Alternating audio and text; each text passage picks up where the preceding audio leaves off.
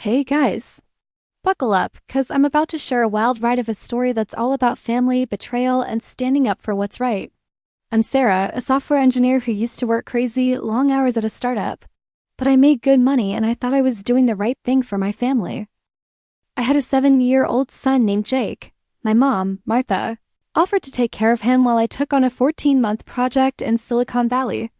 I was stoked about the career boost and the extra cash, which I planned to pour into Jake's college fund. Before I left, I set up an automatic transfer of $5,000 every month to my mom's account. I figured that was more than enough to cover all of Jake's needs. Fast forward 14 months. I finally finish my project and head back home, excited to see my little guy. I walk into my mom's house, and the first thing I notice is a paper plate on the floor next to a cot in the basement storage room. There's some cold leftover rice and a couple of green beans on it. Jake is under a fleece blanket on the cot, burning up with a fever. His forehead is slick and his cheeks have that scary, grayish flush. I don't even need a thermometer. As I pass through the house, I see all these new things. There's a fancy new sectional in the living room that I've never seen before. In the kitchen, there are 2 ceramic cereal bowls with little painted strawberries in the sink. And then I pass the family photo wall. It's all pictures of my niece, Emily, my sister Lisa's daughter. There's not a single new picture of Jake. I take Jake to his old room, which used to be painted blue with cool space, themed decals, and a bookshelf I built for him. But now the walls are pink, there's a canopy bed, and a bunch of stuffed animals. Emily is sound asleep in the middle of it all. Jake's bookshelf is gone. I'm fuming, but I know I need to focus on Jake first. I take him to urgent care. The doctor, a really nice lady in her 40s, checks him out. She says he has a bad ear infection, he's dehydrated, and he's underweight for his age. She asks if his diet has changed, and I tell her I've been away working and he's been with my mom. She prescribes some meds and suggests a follow-up in 10 days. Back at the hotel, I start to piece things together. I remember how in our weekly phone calls, the camera was always angled at Jake's face, never showing the room. I also get a text from my mom's neighbor, Mrs. Thompson. She says we need to talk. We meet at a local diner. Mrs. Thompson tells me that my sister and her husband moved in with my mom last September. By October, Emily had Jake's room and Jake was in the basement. She shows me pictures she took over the months.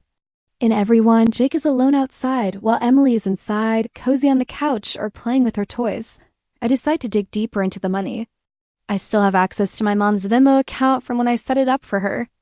I look at the transaction history. Over 14 months, I sent her $70,000. Her mortgage payments are covered, my sister's car lease is paid for, Emily's dance classes are funded, and there's even a big payment for a new sectional. Jake, on the other hand, is getting the bare minimum. His school lunches are free because my mom enrolled him as low income. Even though she's getting $5,000 a month from me, he's wearing second-hand clothes and there are no signs of any activities or a proper birthday party.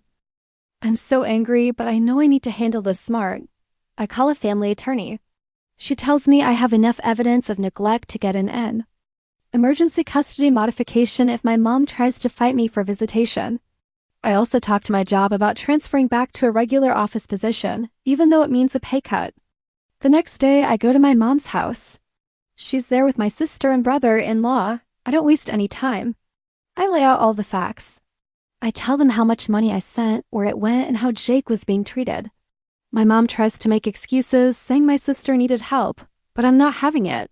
I pull out my phone and cancel the auto transfer. My mom looks like she's seen a ghost. She starts panicking about how she's going to pay the mortgage.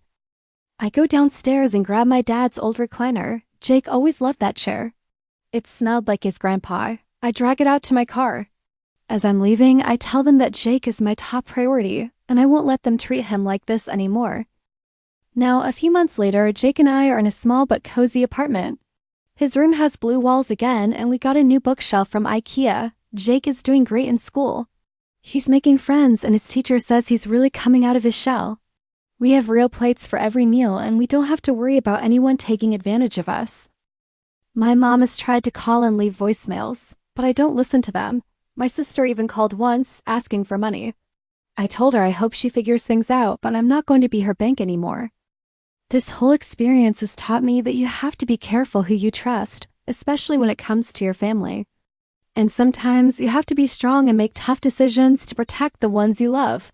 That's my story, and I hope it gives you all something to think about.